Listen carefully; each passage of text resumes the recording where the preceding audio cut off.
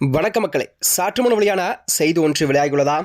அமித்ஷாவிடம் கராராக பேசிய எடப்பாடி, அண்ணாமலை பேச்சால் அதிர்ந்த பாஜக, புலம்பும் தினகரன். வாங்க வீடியோவை முழுமையாக காணலாம். அதாவது எல்லாமே அதிமுக பாஜக விவகாரம்தான். அதாவது செங்கோட்டையை தொடர்ந்து டெல்லி சென்று அமித்ஷாவை சந்தித்துள்ளார் எடப்பாடி பழனிசாமி.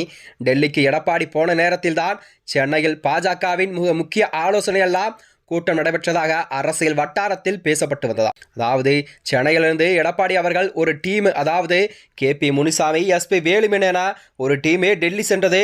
இங்கே சென்னை ஈசிஆர் ரிசார்ட்டில் சிந்தனை அமர்வு கலந்துரையாடல் என பாஜகவில் சீரியஸான ஆலோசனை எல்லாம் நடத்தப்பட்டதாக செய்திகள் வெளிவந்தன.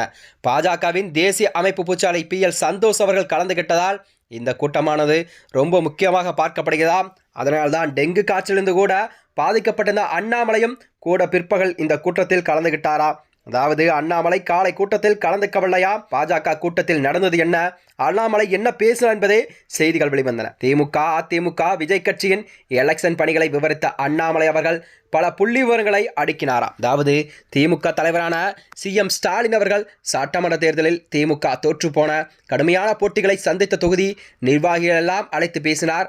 அப்போது திமுக மாவட்ட செயலாளர்கள் கூட ஸ்டாலின் உள்ளே விடலையா, தோல்விக்கான காரணம் என்ன என்பதை வெளிப்படையாகவே பேச சொல்லி உண்மையான காரணம் என்ன என்பதை தெரிந்து கொண்டார் ஸ்டாலின் அவர்கள். ஒவ்வொரு தொகுதியும் இப்படி நிர்வாகியிடம் அந்த தொகுதியை பற்றி ஏராளமான கேள்விகள் எல்லாம் கேட்டு பதில்களை வாங்கினார் CM ஸ்டாலின் அவர்கள்.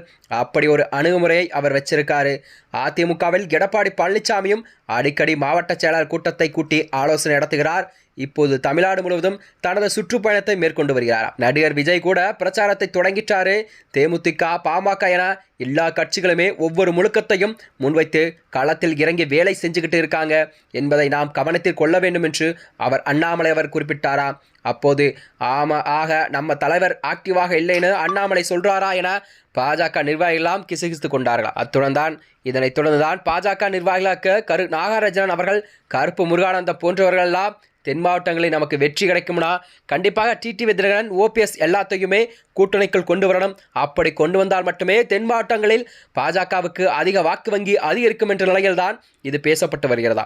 இல்லை என்றால் ரொம்ப சிரமம்தான் என வெளிப்படையாகவே வருத்தப்பட்டார்களாம். அதாவது கரு நாகராஜன் பேச தொடங்கிய போது கூட அண்ணாமலை அவர்களே என சொல்ல அப்போது குறுக்கிட்ட PL சந்தோஷ் அவர்கள், அண்ணாமலை தான் இப்ப இந்த கூட்டத்தில் இல்லையே என சுட்டி காட்டினாராம். அதாவது பாஜக மாநில செயலாக ஒருவராக கராத்தே தியாகராஜன் பேசும்பொழுது கூட நம்ம கூட்டணியில் TTV தினகரன் OPS எல்லாம் இருக்கிறார்கள், ரொம்ப பெரிய பலம் என அழுத்தமாக சொன்னதுடன் அரசு அதிகாரிகளிடம் கூட திமுக ஆட்சிக்கு எதிராக போக்கு மாற்றம் இருக்கிறதா என சுட்டிக்காட்டியதை அனைவரும் உன்னிப்பாக கவனித்தார். இந்த கலந்துரையாடல் தான் சில விஷயங்கள் எல்லாம் பகிர்ந்து கொள்ளப்பட்டது.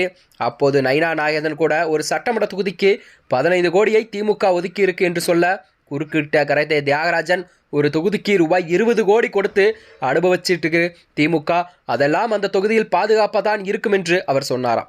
இதனைத் தொடர்ந்துதான் அடுத்த கட்ட நடவடிக்கையாக பாஜக வருகின்ற 2026 சட்டமன்ற தேர்தலில் தமிழ்நாட்டில் என்னென்ன திட்டங்கள் எல்லாம் கண்டிப்பாக வகுத்து வருவதாக அரசியல் வட்டத்தில் பேசப்பட்டு வருகிறதா. மேலும் இது போன்ற வீடியோக்களை தெரிந்து கொள்ள நமது சேனலை மறக்காமல் சப்ஸ்கிரைப் செய்து கொள்ளும். நன்றி, வணக்கம்.